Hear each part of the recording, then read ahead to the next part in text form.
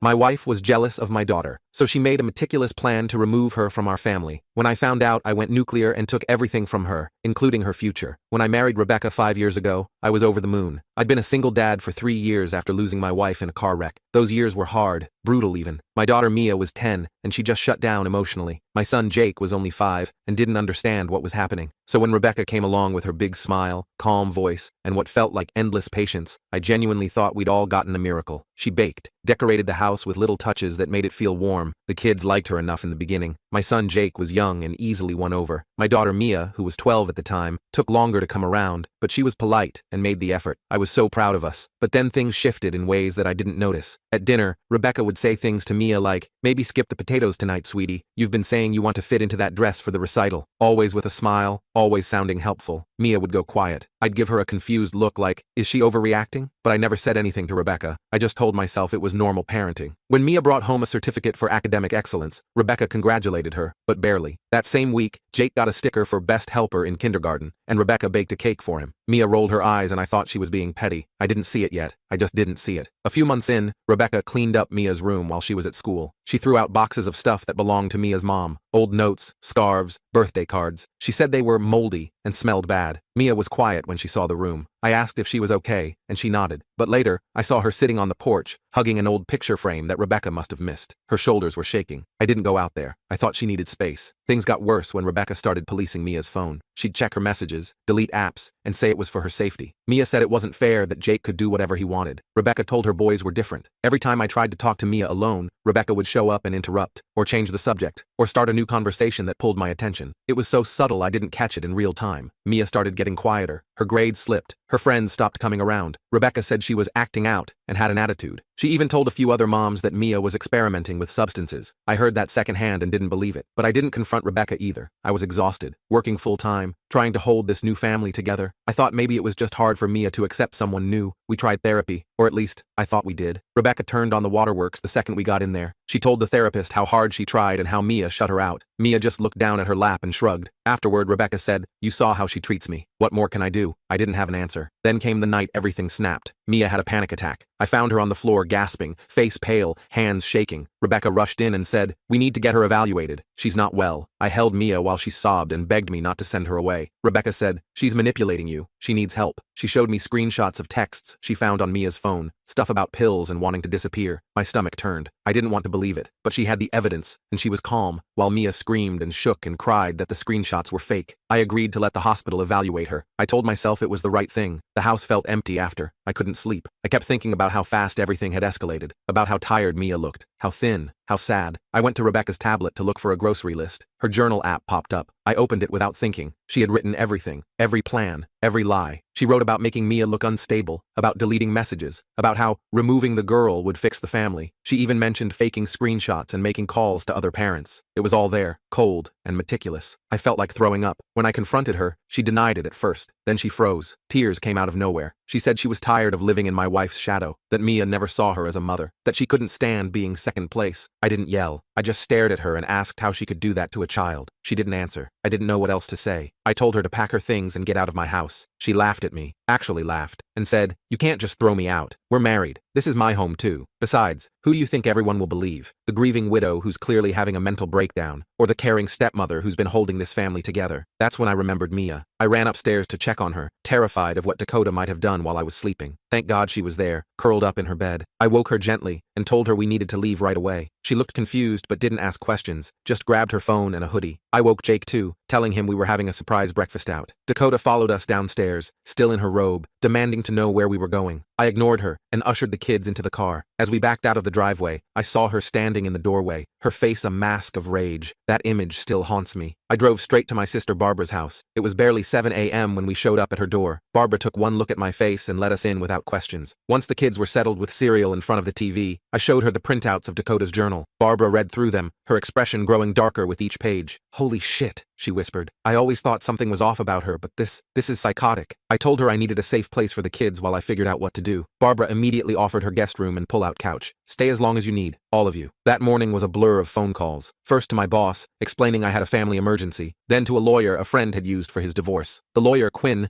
agreed to see me immediately when I explained the situation. I left the kids with Barbara and drove to Quinn's office. She reviewed the journal printouts and listened to my story without interruption. When I finished, she looked at me seriously. This is extremely concerning behavior. What Dakota has done constitutes emotional abuse of a minor. We need to act quickly to protect your children legally. She explained we needed to file for an emergency custody order and possibly a restraining order. She also strongly advised against returning to the house alone. People who engage in this level of manipulation can become dangerous when exposed. Take someone with you, preferably a police officer, if you need to get your belongings. I asked about the psychiatric evaluation that had been scheduled for Mia the next day. Quinn advised canceling it and instead having Mia see an independent therapist of our choosing who could properly evaluate her without Dakota's influence. We'll explain to the new therapist exactly what's been happening. Their assessment will help counter any claims Dakota might make about Mia's mental health. On my way back to Barbara's, my phone exploded with texts and calls from Dakota. I didn't answer but saw the notifications. Where are you with my children? You're making a huge mistake. I can explain everything if you just come home. Those journal entries aren't what you think. When I got back to Barbara's, I found Mia sitting alone in the guest room. She looked so small and vulnerable. I sat down next to her and asked how she was feeling. Are we really not going back? She asked quietly. No, sweetheart, we're not. I found out some things about Dakota that show she hasn't been honest with us. Mia didn't look surprised. She hates me, Dad. She's always hated me. That simple statement broke something in me. I pulled Mia into a hug and apologized over and over for not seeing what was happening, for not protecting her, for bringing Dakota into our lives. Mia cried against my shoulder, deep, racking sobs that seemed to come from years of held-back tears. When she calmed down, she started telling me things. So many things that Dakota had said and done when I wasn't around. Comments about her weight, throwing away her clothes that didn't fit right, telling her that her dancing was not as special as she thought, restricting her phone and internet access, while claiming to me that Mia was the one isolating herself. She told me you and Jake were happier when I wasn't around, Mia whispered. She said I reminded you of Mom,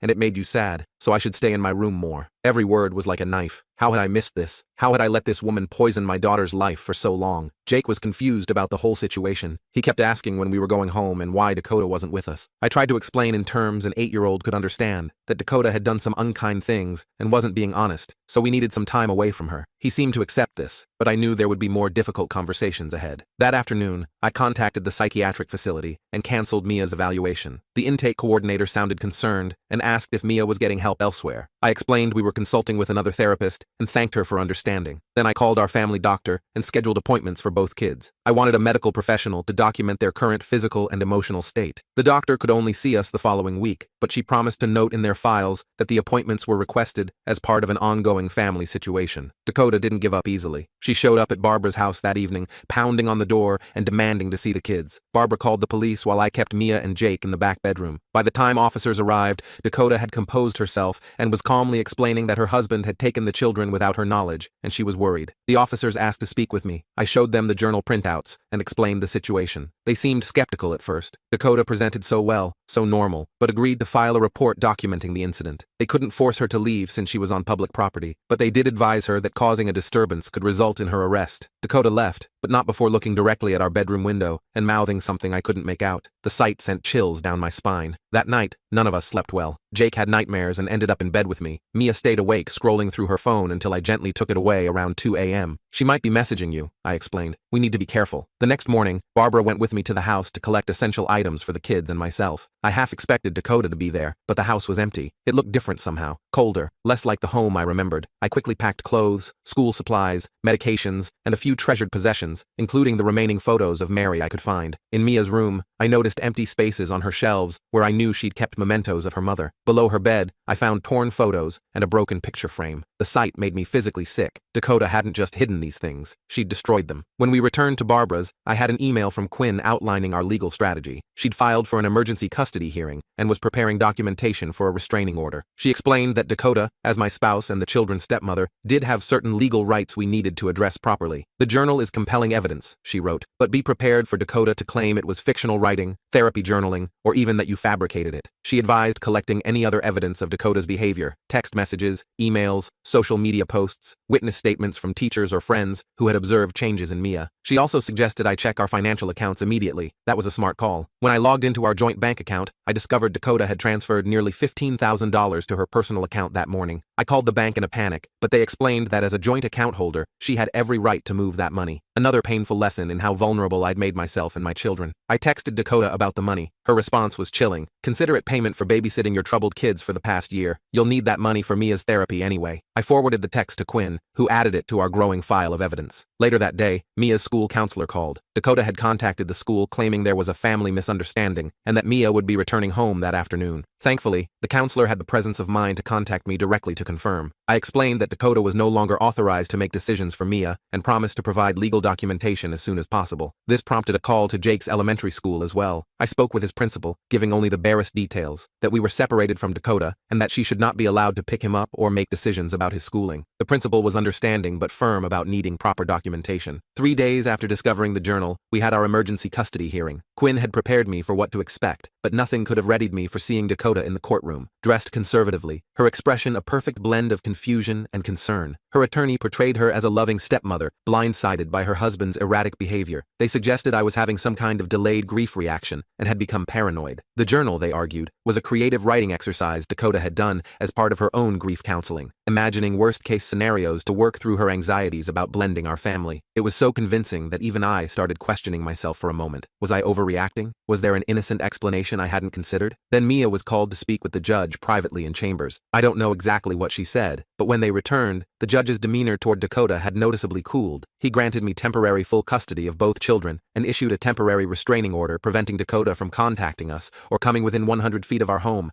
the kids' schools, or Barbara's house. The court takes allegations of psychological abuse very seriously, he stated. Until a full investigation can be conducted, the priority must be the children's safety and well-being. Dakota showed no reaction to the ruling. No outrage, no tears, nothing. That controlled blankness was somehow more frightening than any outburst would have been. Outside the courthouse, she brushed past me and whispered, "This isn't over. They always believe the children at first, but then the truth comes out. Enjoy your victory while it lasts." The next few weeks were a strange mix of relief and constant anxiety. We stayed with Barbara while looking for a new place to live. I couldn't imagine returning to the house I'd shared with Dakota, where so much damage had been done to my family. Besides, I'd learned Dakota was still living there and refusing to leave. Mia started seeing a new therapist, Dr. Morgan, who specialized in trauma and emotional abuse. After just 2 sessions, Dr. Morgan requested to speak with me privately. Mia has described a textbook case of parental alienation and psychological abuse, she explained. Dakota systematically undermined Mia's self-worth, isolated her from support systems, and attempted to destroy her relationship with you. The fact that she targeted mementos of Mia's mother is particularly concerning. She was literally trying to erase Mia's connection to her past. Dr. Morgan recommended keeping Mia's therapy sessions frequent while we navigated the legal process. She also suggested finding a separate therapist for Jake, who was struggling in his own way. Unlike Mia, Jake had been Dakota's favorite, the child she used to demonstrate what a wonderful mother she could be. He was confused and hurt by the sudden changes in his life, and sometimes asked when he could see Dakota again. This created tension between the siblings. Mia couldn't understand why Jake would want to see someone who had hurt her so badly. Jake didn't fully grasp what Dakota had done wrong. They argued frequently, with Jake accusing Mia of making up stories, and Mia calling Jake Dakota's little puppet. I tried my best to mediate these conflicts while dealing with the ongoing legal battle. Dakota had countersued for custody, claiming I was alienating the children from her, and that Mia had pre-existing mental health issues I was neglecting. Her attorney submitted evidence, social media posts, where Mia had expressed typical teenage angst, school records showing her declining grades, which had begun after Dakota moved in, and statements from Dakota's friends who claimed to have witnessed Mia being disrespectful and troubled. The most disturbing submission was a psychological analysis from a therapist who had never actually met Mia. This person, based solely on Dakota's descriptions, suggested Mia might have borderline personality disorder or be experiencing psychosis. Quinn was able to get this thrown out, but the mere existence of such a document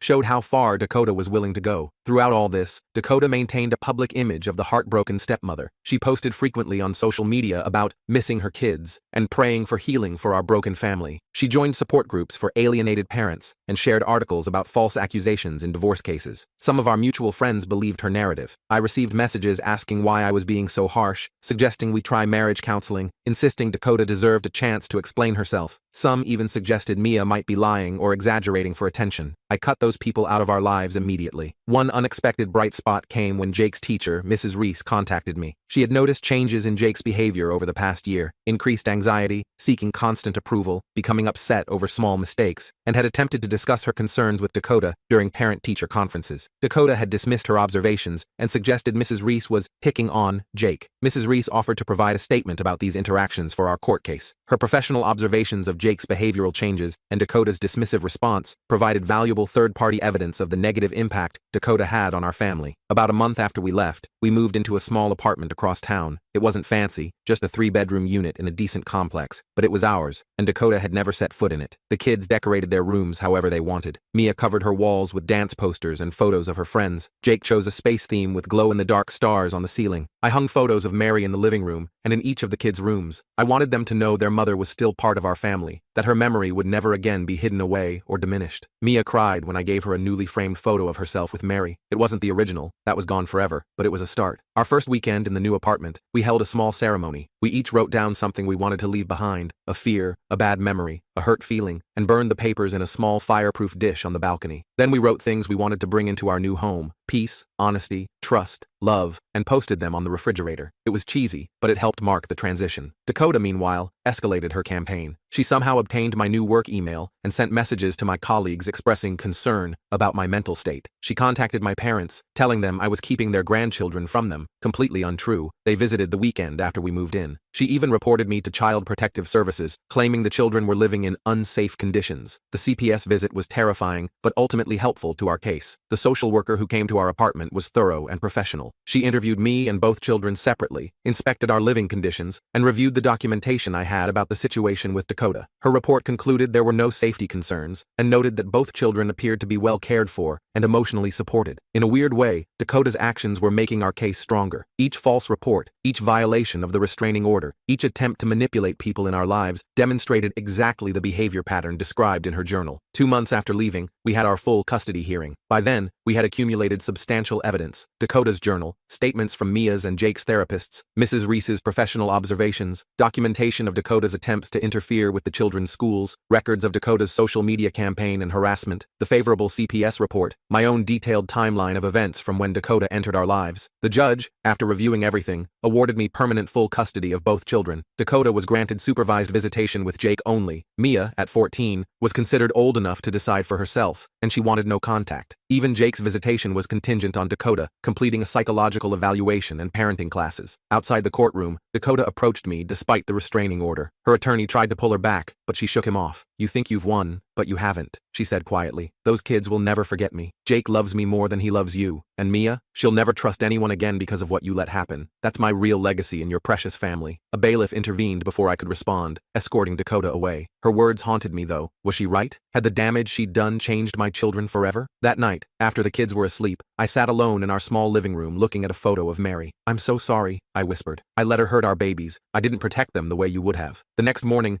Mia found me asleep on the couch, the photo still in my hand. She sat down beside me and gently woke me up. "Dad, can we talk?" We went to the kitchen, and I made coffee for myself and hot chocolate for her, our new morning ritual. She seemed nervous, twisting her mug in her hands. "I heard what she said to you yesterday at court," Mia finally said. "About Jake and me." I sighed. "You shouldn't have had to hear that." "No, but I did. And she's wrong. Jake doesn't love her more than you. He's just confused because she gave him so much attention. And me." She took a deep breath. "I do have trust issues now, but that's not your fault. You believed me when it mattered most." She reached across the table and took my hand. "We're going to be okay, Dad. Not perfect, but okay. And that's enough for now. My smart, resilient daughter." In that moment, I saw so much of Mary in her, not just in her appearance, but in her strength, her capacity for forgiveness, her wisdom beyond her years. 3 days later, Dakota violated the restraining order again by sending a package to our apartment. Inside was a framed photo of her with Jake and a note that read, "Some bonds can't be broken." I reported it to the police and our attorney. I also increased security at our apartment, installing a doorbell camera and better locks. I spoke with the apartment manager about not allowing Dakota on the property and provided them with her photo. We changed our routines, taking different routes to school and work, varying our schedules when possible. Living under this cloud of anxiety was exhausting, but each day brought small improvements. Mia rejoined her dance team. Jake made friends in our new apartment complex. I started cooking actual meals instead of just ordering takeout. We were building a new normal, step by step. The divorce proceedings dragged on, complicated by Dakota's refusal to negotiate fairly on property division. She remained in our old house, claiming she had nowhere else to go. Quinn advised that forcing the sale of the house would likely provoke more retaliation, so we focused on finalizing the custody arrangement first. About 4 months after we left, Dakota's supervised visitation with Jake began. The first visit was tense. Jake was excited but nervous. He asked me repeatedly if I was was mad at him for wanting to see Dakota. I assured him I wasn't, that his feelings were valid, and he hadn't done anything wrong. I waited anxiously in the visitation center's parent room during the 1-hour visit. When it ended, Jake came out looking confused. Later, he told me Dakota had spent most of the time asking questions about our new apartment, my work schedule, and whether Mia was seeing anyone outside of school. The supervisor had intervened several times to redirect the conversation. After the third visit followed the same pattern, Jake's therapist suggested pausing the visitation. Jake agreed, admitting he didn't really enjoy the visits, and they made him feel squirmy inside. Dakota's response was to file yet another motion with the court, claiming I was coaching Jake to reject her. The judge, by now familiar with the pattern, denied the motion and ordered Dakota to complete the previously mandated psychological evaluation before any further visitation would be considered. 6 months into our new life, we experienced our first real period of calm. Dakota's attempts at contact became less frequent. The divorce proceedings, while still contentious, moved forward with clear boundaries established. The kids settled into their new schools and made friends in the apartment complex. Mia's 15th birthday arrived, and we planned a small celebration at a local restaurant with a few close friends. The day before, she asked if we could visit Mary's grave together before the party. We hadn't been since before Dakota entered our lives. The cemetery was quiet that Saturday morning. I hung back a bit, giving Mia privacy as she stood before her mother's headstone. I watched her talking softly, occasionally wiping tears from her cheeks. After about 15 minutes, she motioned for me to join her. We stood there together, my arm around her shoulders. I told Mom everything, Mia said. About Dakota, about how we left, about our new apartment. I told her I miss her every day, but I'm doing better now. I squeezed her shoulder. She would be so proud of you, Mia. So incredibly proud. Jake had opted to stay with Barbara during our cemetery visit. At 8, he had fewer clear memories of Mary and found cemeteries scary. When we picked him up afterward, he presented Mia with a homemade birthday card featuring a surprisingly good drawing of her in a dance pose. That evening at the restaurant, surrounded by Mia's friends, my sister, and a couple of my close friends who had stood by us, I watched Mia laugh and talk animatedly about her upcoming dance competition. The change in her from 6 months ago was remarkable. She had reclaimed pieces of herself that Dakota had tried to destroy. As the waiter brought out Mia's birthday cake, my phone buzzed with a text from an unknown number. Happy birthday to my favorite stepdaughter. I'm closer than you think. I showed the message to Barbara, who immediately contacted the police officer who had been handling our case. He promised to look into it, but warned that if Dakota had used a burner phone, it might be difficult to prove it was from her. I didn't tell Mia about the text. I wouldn't let Dakota ruin this day. But later that night, after everyone was asleep, I sat awake by the front door, jumping at every sound from the hallway outside our apartment. The next morning, I installed additional security cameras and changed the locks again, just to be safe. I also spoke with the kids' schools, alerting them to the potential contact and ensuring all staff knew Dakota was not authorized to communicate with the children. 2 days later, I received an email from Quinn. Dakota had finally completed her court-ordered psychological evaluation. The diagnosis, narcissistic personality disorder, with elements of borderline personality disorder. The evaluator noted Dakota's inability to empathize with others, particularly those she perceives as rivals for attention, and her pattern of manipulative behavior aimed at maintaining control. The report recommended extensive therapy before any unsupervised contact with children should be considered. Based on this evaluation and Dakota's continued boundary violations, Quinn believed we had grounds to request termination of all visitation rights. While this information validated everything we'd experienced, it also frightened me. Dakota now had nothing left to lose. The courts had seen through her facade. Her legal options were dwindling. What would someone with her psychological profile do when cornered? That weekend, Jake had a little league game. It was a beautiful spring day, the kind Mary would have loved. I sat in the bleachers with Mia, both of us cheering as Jake's team took the field. In that ordinary moment, watching my son play baseball, my daughter beside me complaining about homework, I felt a glimmer of the normal family life we were slowly rebuilding. Then I saw her. Dakota was standing at the far end of the field, partially hidden behind a tree. She wasn't approaching or making any scene, just watching. Our eyes met briefly across the distance, and she smiled. Not a warm smile, but something calculating and cold that made my blood freeze. I immediately reported the sighting to the police, who sent an officer to the field, but by then she was gone. The incident was documented as another violation of the restraining order, but without photographic evidence. It was just my word against hers if she denied being there. That night, I lay awake wondering what Dakota's endgame was. What did she want? If she truly cared about the children, wouldn't she respect the boundaries that gave them stability? If she was only using them to get to me, what was her ultimate goal? I didn't have to wonder long. The next morning, I drove the kids to school and returned to find my apartment door slightly ajar. Heart pounding, I called the police before entering. They arrived quickly and cleared the apartment. No one was inside, but it was clear someone had been there. Nothing valuable was taken. Not my laptop, not the TV, not even the cash in my dresser drawer. But on my bedroom wall, where a photo of Mary had hung, there was now a photo of Dakota with the kids, taken during happier times. On the back, she had written, "Families are forever. I'll always be their mother too." I filed another police report and had them dust for fingerprints, but honestly, I already knew it was Dakota. The officer looked uncomfortable as he explained there wasn't much they could do beyond adding it to our case file. I was starting to feel like I was living in some twisted psychological horror movie where nobody could help us. After the break-in, I decided we couldn't stay in the apartment anymore. Dakota knew where we lived, and the thought of her having access to our space while we were gone made me physically sick. I called Barbara in a panic, and she immediately offered her place again, but I knew that wasn't a long-term solution. That night, I sat Mia and Jake down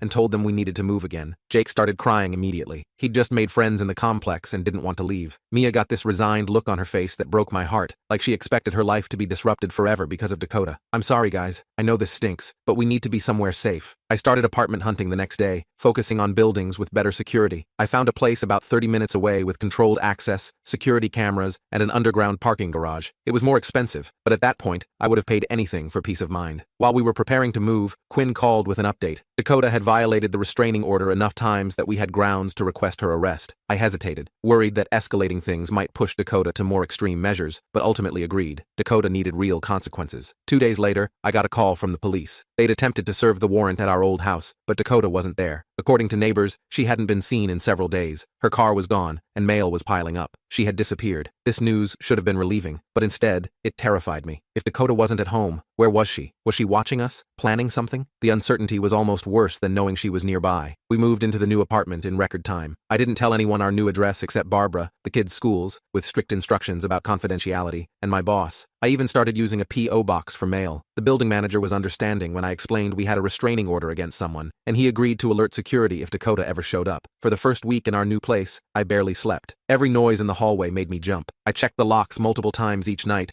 and kept my phone by my bed in case we needed to call 911. The kids picked up on my anxiety, which made them anxious too. Jake started having nightmares again, and Mia became hyper-vigilant, texting me constantly when we were apart. About 2 weeks after the move, I got an unexpected call from the police department in a small town about 3 hours away. An officer named James explained they had detained Dakota after she caused a disturbance at a hotel. She was drunk and making threats against you and your family, Officer James said. The hotel staff called us when she refused to leave the lobby. When we ran her ID, we saw the outstanding warrant from your county. I felt a rush of relief knowing Dakota was in custody, quickly followed by dread when James continued. She'll be transferred back to your county tomorrow. Just wanted to give you a heads up since she made some pretty specific threats. I thanked him and immediately called Quinn, who advised me to request an emergency hearing to modify the restraining order, making it more comprehensive. She also suggested requesting GPS monitoring if Dakota was released on bail. 2 days later, I sat in the courtroom watching Dakota being led in wearing an orange jumpsuit. She looked nothing like the polished, put-together woman who had charmed her way into our lives. Her hair was disheveled, her eyes bloodshot. When she saw me, her expression shifted from surprise to intense hatred. The judge reviewed the case file, including the new incident report from the hotel. Dakota's court-appointed attorney argued for release on her own recognizance, claiming she had been under extreme emotional distress due to being separated from her children. The prosecutor countered by reading the statement from the hotel staff, which included Dakota's explicit threats to make him sorry and take back what's mine. He also presented the psychological evaluation diagnosing her with personality disorders and the pattern of restraining order violations. The judge denied bail, ordering Dakota to remain in custody until a full hearing could be held. He also granted the expanded restraining order, which now included provisions prohibiting any form of contact, including through third parties. As Dakota was let out, she turned to look at me one last time. "This isn't over," she mouthed, just like she had that first day in court. A chill ran down my spine, but I held her gaze until the bailiff escorted her through the side door. Outside the courthouse, Quinn placed a hand on my shoulder. "This is good progress, but stay vigilant. The charges for violating the restraining order and breaking into your apartment won't keep her locked up forever." She was right, of course. Dakota would eventually get out, and we needed to be prepared. But for the first time in months, I could breathe a little easier, knowing she wasn't out there watching us, planning her next move. That weekend, we had our first truly relaxed family day in ages. We went to a movie, had ice cream, and spent the afternoon at a park far from our old neighborhood. Jake laughed more than I'd heard in months, and Mia actually left her phone in her pocket instead of constantly checking it for threatening messages. At home that evening, Mia asked if we could look through some old photos of Mary. We hadn't done this in a long time, partly because Dakota had accidentally damaged or misplaced so many of them, and partly because it had become such a fraught topic in our household. I pulled out the box of pictures I'd managed to save and spread them across the living room floor. There was Mary on our wedding day, radiant in her simple white dress. Mary holding newborn Mia with an expression of complete wonder. Mary teaching Jake to ride a bike, her hand steadying the back of his seat. "I forgot how pretty Mom was," Jake said, picking up a beach photo. "She was beautiful," I agreed, "inside and out." Mia was quiet, studying a photo of Mary at her dance recital. Dakota tried to convince me that Mom wouldn't be proud of my dancing, she finally said. She said Mom was probably a much better dancer than I'd ever be. The casual cruelty of that comment hit me like a physical blow. Your mom would be incredibly proud of you, Mia. She always was. I know that now, Mia said, looking up with a small smile. Dakota couldn't erase Mom, no matter how hard she tried. The next few weeks fell into a new rhythm. Dakota remained in jail awaiting her hearing. The kids settled into the new apartment and their routines. I managed to sleep through most nights without checking the locks multiple times. We weren't normal yet, but we were getting closer. Then came the letter. It arrived at my P.O. box, handwritten on prison stationery. Quinn had advised not opening any communication from Dakota, but forwarding it to her office instead. I followed her instructions, dropping it off that same day. Quinn called me the following morning. I think you should see this, she said, her voice tight. It's concerning. I went to her office during my lunch break. She handed me the letter, now in a clear evidence bag. Dakota's handwriting was neat and controlled. Dear family, by the time you read this, things will have changed. I've had plenty of time to think in here, and I've realized fighting for visitation through the courts is pointless. The system is rigged against stepmothers like me who only wanted to help. I know now what I need to do. They can't keep me in here forever, and when I get out, I'll find you. You can change your address, your phone numbers, even your names, but I'll always find my way back to my family. Jake asks about me. I know he does. Mia pretends to hate me, but she'll understand someday why I had to be firm with her. And you'll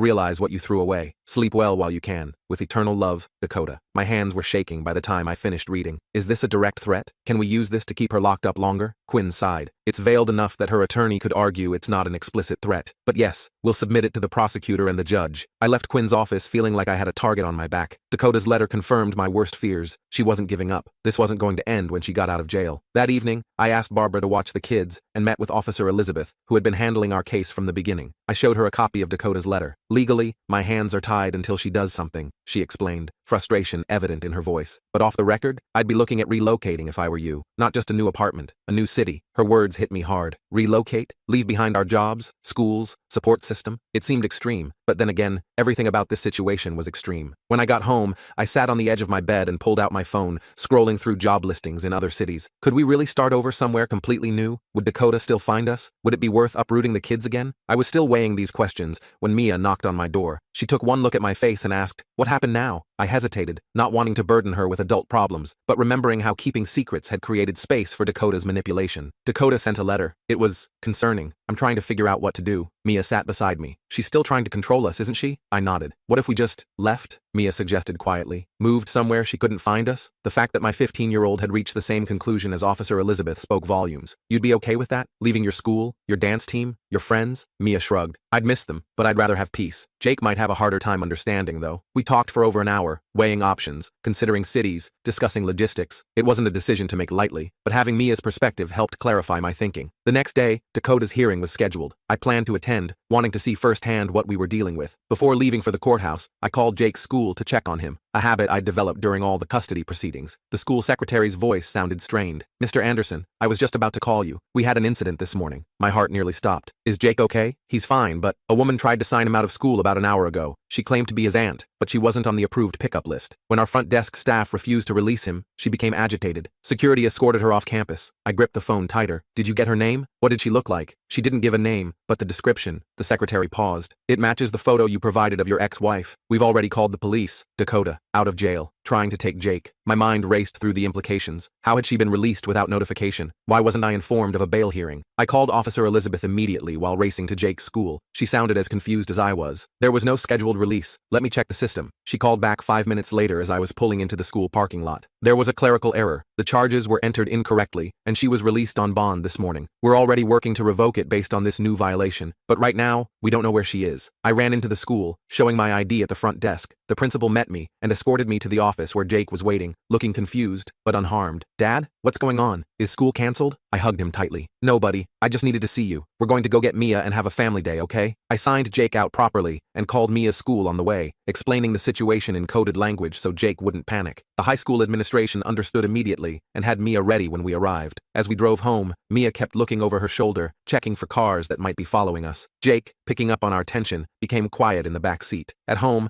I packed essentials while Mia helped Jake gather his favorite toys. We were leaving, not permanently yet, but at least until Dakota was back in custody. I booked a hotel room in another county under Barbara's name and used cash to avoid leaving an electronic trail. Just as we were loading the car, my phone rang. It was Quinn. "Dakota turned herself in," she said without preamble. "About 20 minutes ago. She's claiming she never went to Jake's school, that she's being framed. I looked at Jake, safe in our back seat. That's nonsense. The school has security cameras. I know. The police are getting the footage now. She'll be held without bail this time, but Quinn paused. This pattern of behavior, combined with her psychological evaluation, gives us grounds to request permanent termination of all parental rights and possibly a lifetime restraining order. We still went to the hotel that night, needing the distance and security. As the kids slept in the adjoining room, I researched our options online. Termination of parental rights was extreme and difficult to obtain, but Dakota's escalating behavior made it necessary. The next morning, we returned home to find police cars outside our building. My heart sank, thinking Dakota had somehow been released again, but Officer Elizabeth met us in the lobby with different news. We executed a search warrant on Dakota's devices after her arrest yesterday, she explained. Found some disturbing things. She had detailed plans to take Jake to another state, fake IDs, bus tickets, the works. There was also a document outlining ways to make Mia disappear so she couldn't interfere anymore. A chill ran through me at her words. This wasn't just manipulation or control anymore. Dakota had been planning to kidnap Jake and potentially harm Mia. We're charging her with attempted kidnapping in addition to the restraining order violations, Officer Elizabeth continued. With the evidence we have, she's looking at serious prison time. The weeks that followed were a blur of legal proceedings, police interviews, and therapy appointments. Dakota remained in jail, denied bail due to the severity of the new charges. Her public defender attempted to argue she was mentally unfit to stand trial, but the psychological evaluation she'd already undergone worked against her. She had been diagnosed with personality disorders, not psychosis. Eventually, Dakota accepted a plea deal. 5 years in prison, followed by 5 years of probation, during which she could have no contact whatsoever with me or the children. The judge also granted the permanent termination of her parental rights, an outcome rare in cases not involving biological parents. On the day of her sentencing, I attended court alone. Mia had considered coming but decided against it, saying she didn't want to give Dakota the satisfaction of seeing her upset. Jake was too young to understand the proceedings. Dakota looked small in her orange jumpsuit, her confidence finally shattered. When allowed to speak, she turned to face me directly. I only wanted to be loved, she said, her voice cracking, to be part of a real family. Everything I did was because I loved them too much. The judge was unmoved. Love doesn't manipulate. Love doesn't threaten. Love doesn't plan kidnappings, he stated firmly, before announcing the sentence. As Dakota was led away, she didn't look back. Walking out of the courthouse, I felt lighter than I had in years. We had 5 years of guaranteed safety, time for the kids to grow, heal, and build lives without looking over their shoulders. That evening, we had a small celebration dinner at home. Nothing fancy, just pizza and ice cream, but it felt significant. Mia actually invited a friend over, something she hadn't felt comfortable doing since the whole ordeal began. Jake laughed and played without the nervous edge that had become so common. Later, after the kids went to bed, I sat on our balcony looking at the city lights. We would stay here, I decided. No need to relocate now. This was our home, and we wouldn't let Dakota take that from us too. 6 months later, life had found a new normal. Mia joined a competitive dance team and started talking about college applications, even though she was only a sophomore. Jake excelled in school and made new friends who had never heard of Dakota. I even went on a few casual dates, though nothing serious. I wasn't ready for that yet, and maybe wouldn't be for a long time. On the anniversary of Mary's death, we visited her grave together. We brought fresh flowers and spent time telling her about our year. Jake drew a picture that we left propped against her headstone. Mia performed a short dance she had choreographed in her mother's memory. As we were leaving the cemetery, Mia linked her arm through mine. Dad, remember when you found Dakota's journal? That night when everything changed? I nodded, surprised she wanted to discuss it. I was so scared that night, she continued, but also relieved, because I finally felt like someone was going to believe me. I'll always believe you, Mia, I said, squeezing her arm. Both of you, I added, ruffling Jake's hair with my free hand. I know, she said simply. That's how I know we're going to be okay. And walking to the car with my children on that clear autumn day, I knew she was right. We weren't perfect. We still had scars from what Dakota had done to us, but we were healing, day by day, rebuilding the family that had almost been destroyed. Dakota had tried to erase Mary from our lives, to replace her, and remake our family in her image. Instead, she had inadvertently made Mary's memory stronger, more precious to all of us. In trying to tear us apart, she had ultimately brought us closer together. Sometimes at night, I still check the locks twice and jump at unexpected sounds. Sometimes Mia still has nightmares, and Jake still asks difficult questions about why people hurt each other. But these moments come less frequently now. We survived Dakota, and in the end, that's what matters most.